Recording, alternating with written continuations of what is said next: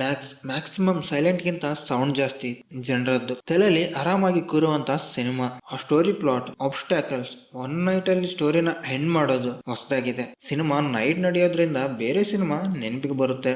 ಆದ್ರೆ total different ಆಗಿ ತೋರಿಸಿದಂತ cinema ಇದು. ಇಲ್ಲಿ ವಿಲನ್ಗೆ ಎಲಿವೇಶನ್ ಕೊಡ್ತಾರೆ, ಇದು ಚೆನ್ನಾಗಿತ್ತು. ಇಂಡೈರೆಕ್ಟ್ ಆಗಿ ಹೀರೋ ಎಂತವನು ಅಂತ ತೋರಿಸುತ್ತೆ. ಇದ್ರ ಮೇನ್ ಪ್ಲಾಟ್ ನ ಚಿಕ್ಕದಾಗಿ ತೋರಿಸಿ ಚಿಕ್ಕದಾಗಿರುವಂತ ಪ್ಲಾಟ್ ನ ತುಂಬಾ ಲೆಂತಿಯಾಗಿ ದೊಡ್ಡದಾಗಿ ತೋರಿಸಿದ್ದಾರೆ.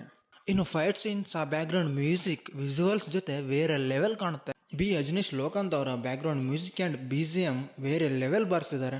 ಅಂಡ್ ಸಿಂಪಲ್ ಆಗಿರುವಂತ, ಯಾರಿಗೂ ಇಷ್ಟ ಆಗದೆ ಇರುವಂತ ಪ್ಲಾಟ್ ಹೇಳ್ತೀನಿ ಕೇಳಿ. ಇಬ್ರು CM ಮಕ್ಕಳು ಕಾರಲ್ಲಿ ಜಗಳ ಆಡ್ತಾ ಚೆಕ್ ಪೋಸ್ಟ್ ನಾಗ ಗುತ್ತಾರೆ. ಅಂಡ್ ಅಲ್ಲಿರೋ ಕಾನ್ಸ್ಟೇಬಲ್ಸ್ ಜೊತೆ ಜಗಳನೂ ಆಡ್ತಾರೆ. ಅವತ್ತು ಅಲ್ಲಿಗೆ ಟ್ರಾನ್ಸ್ಫರ್ ಆಗಿ ಬಂದಿರುವಂತ ಮ್ಯಾಕ್ ಅವರಿಬ್ಬರನ್ನ ನೋಡಿ ಹೊಡೆದು ಒಳಗಡೆ ಆಗ್ತಾನೆ. ಅವ್ರ ಹಿಂದೆ ಇರುವಂತ ಬ್ಯಾಕ್ ಗ್ರೌಂಡ್ ಗೆ ಎದುರಿ ಅಲ್ಲಿರೋ ಕಾನ್ಸ್ಟೇಬಲ್ಸ್ ಸ್ಟೇಷನ್ ಬಿಟ್ಟು ಹೊಟ್ಟೋಗ್ತಾರೆ. ಮತ್ತೆ ಬಂದ್ ನೋಡಿದ್ರೆ ಅವರಿಬ್ರು ಸತ್ತೋಗಿರ್ತಾರೆ. ಇದಿಷ್ಟು ಆಂಟಾಗನಿಸ್ಟ್ ಗೆ ಗೊತ್ತಾಗದೆ ಏನೆಲ್ಲ ಮಾಡ್ತಾನೆ ಅನ್ನೋದೇ ಇದರ ಪ್ಲಾಟ್. ಡೈರೆಕ್ಟರ್ ವಿಜಯ್ ಕಾರ್ತಿಕೇಯ ಅವರ direction, story and casting choice ಚೆನ್ನಾಗಿತ್ತು. Story duration 2 hours 12 minutes. ಹೆಂಗ್ ಹೋಗುತ್ತೋ ಗೊತ್ತಾಗಲ್ಲ. ಸಿನಿಮಾ ಬೋರ್ ಅಂತೂ ಆಗೋದೇ ಇಲ್ಲ.